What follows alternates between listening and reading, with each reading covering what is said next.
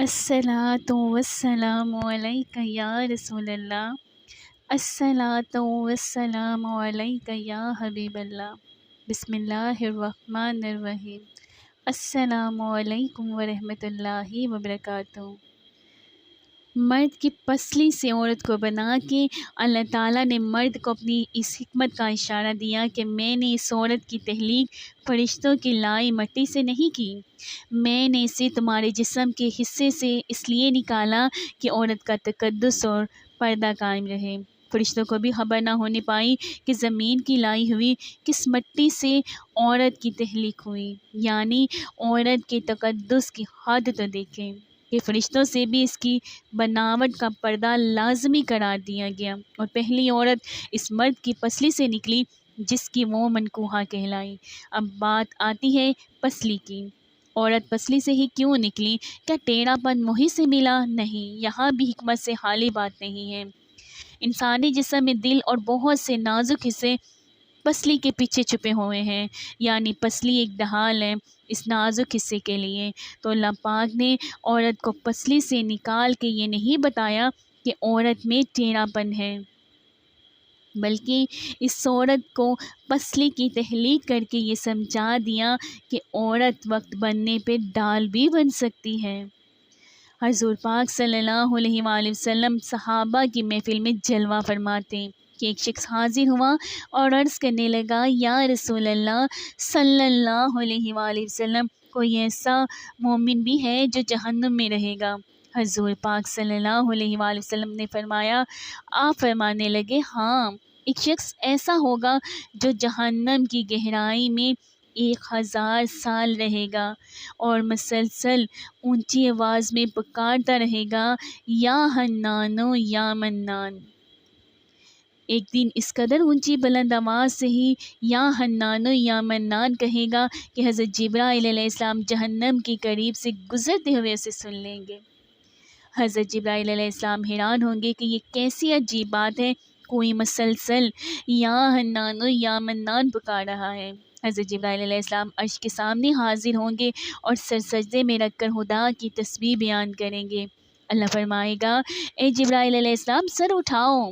جیسے ہی حضرت جبرائیل علیہ السلام سر اٹھائیں گے تو اللہ پاک فرمائے گا کہ بتاؤ جبرائیل علیہ السلام، کیا عجیب دیکھا آج تم نے؟ حضرت جبرائیل علیہ السلام عرض کریں گے، اے ہمارے رب، میں نے جہنم سے آتی ہوئی ایک آواز سنی ہے جو کہ گہرے گڑھے سے لگ رہی تھی، کوئی پکار رہا تھا، یا حنان و یا منان۔ اللہ پاک فرمائے گا، اے جبرائیل علیہ السلام، جہنم کی 2 رکا مالک کے پاس جاؤ اور اسے کہو کہ جو بندہ یا حنان و یا منان کی صدا لگا رہا ہے اسے جہنم سے نکال کر تمہارے حوالے کر دیں، پھر اسے میرے پاس لے آؤ۔ حضرت جبرائیل علیہ السلام جہنم کے دروازے پر تشریف لے جائیں گے، دروازے پر دستک دیں گے، مالک باہر آئیں گے۔ حضرت جبرائیل علیہ السلام انہیں اللہ پاک کا حکم سنائیں گے۔ حکم سن کر مالک جہنم کے اندر جائیں گے۔ حضرت محمد صلی اللہ علیہ وآلہ وسلم نے فرمایا، جیسے ماں اپنے بچے کو پہچانتی ہے، مالک ایسے جہنم کو پہچانتے ہیں۔ اس کے باوجود آپ یا حنان و یا منان کہنے والے شخص کو تلاش نہیں کر پائیں گے، باہر تشریف لائیں گے۔ حضرت جبرائیل علیہ السلام سے عرض کیا کریں گے کہ جبرائیل علیہ السلام، جہنم نے گہرا سانس لیا ہے، اس لیے کون سی چیز پتھر ہے، کون سی چیز لوہا ہے اور کون انسان ہے، اس کی پہچان نہیں ہو رہی۔ حضرت جبرائیل علیہ السلام پھر اللہ کی بارگاہ میں سجدہ کریں گے۔ اللہ پاک ارشاد فرمائے گا، اے جبرائیل علیہ السلام سر اٹھاؤ، تم یا حنان و یا منان کہنے والے کو کیوں نہیں لائے؟ حضرت جبرائیل علیہ السلام عرض کریں گے، مالک کے مولا اللہ عز و جل، مولا 2 رکعت جہنم مالک نے بھی معذرت کر لی ہے، کہتے ہیں جہنم نے گہری سانس لی ہے، اس وجہ سے پتھر، لوہے اور انسان کے درمیان کوئی فرق نہیں بچا ہے، تو یہ سب جل کر کوئلہ بن چکے ہیں، کس چیز کی پہچان نہیں ہو پا رہی۔ اللہ فرمائے گا، جبرائیل مالک سے کہو میرا بندہ جہنم کے فلاں گڑھے میں فلاں کونے میں اس حالت میں پڑا ہوا ہے۔ حضرت جبرائیل علیہ السلام جہنم کے دروازے پر جائیں گے اور حضرت مالک کو یا حنان و یا منان پکارنے والے کا پتہ بتائیں گے۔ حضرت مالک جہنم کے اندر جائیں گے اور دیکھیں گے کہ ایک شخص ہے، اس کے پاؤں اس کی پیشانی کے ساتھ اور اس کے ہاتھ گردن کے ساتھ بندھے ہوئے ہیں، اور جہنم کے سام بچھو اس کے ساتھ لیٹے ہوئے ہیں۔ حضرت مالک اس کی زنجیر توڑ دیں گے اور جہنم سے نکال کر حضرت جبرائیل علیہ السلام کے حوالے کر دیں گے۔ حضرت جبرائیل علیہ السلام اسے عرش الہی کے سامنے لے کر حاضر ہوں گے، سر سجدے میں رکھیں گے۔ اللہ پاک فرمائے گا جبرائیل علیہ السلام سر اٹھاؤ۔ جبرائیل علیہ السلام سر اٹھائیں گے۔ اب اللہ پاک اس بندے سے فرمائے گئے، بندے کیا میں نے تیری بہترین تخلیق نہیں کی تھی؟ کیا میں نے تیری طرف رسول نہیں بھیجے تھے؟ کیا میرے رسولوں نے تمہیں میری کتاب نہیں سنائی تھی؟ کیا میرے رسولوں نے تمہیں نیکی کا حکم نہیں دیا تھا؟ کیا تجھے برائی سے منع نہیں کیا تھا؟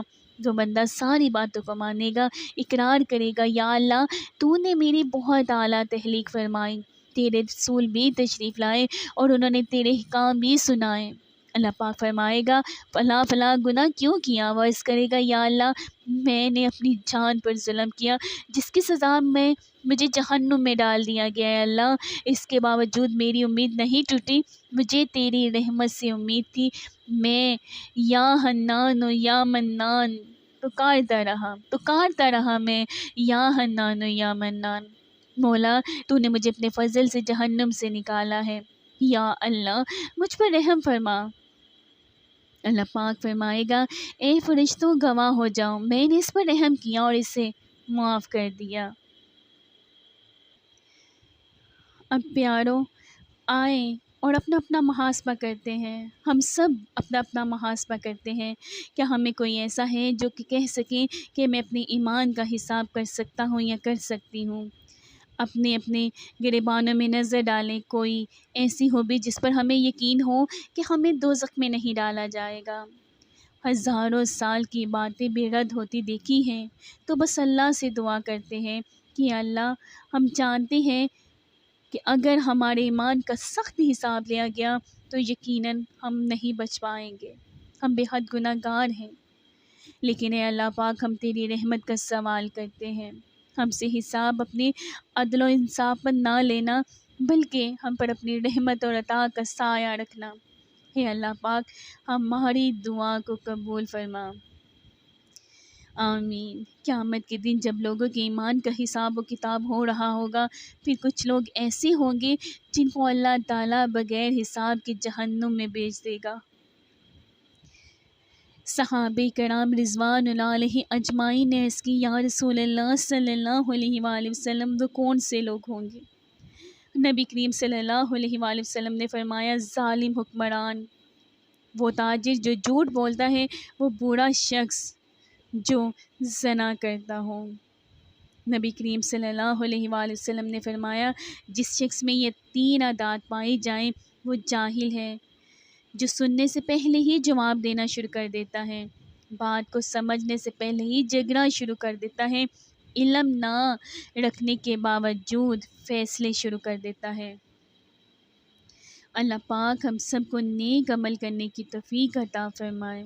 میں دعا کرتی ہوں کہ آپ جہاں کہیں رہیں خوش رہیں، سدا ہنستے مسکراتے رہیں، شاد و آباد رہیں۔ اللہ پاک آپ کی تمام مشکلات کو آسانیوں میں بدلے۔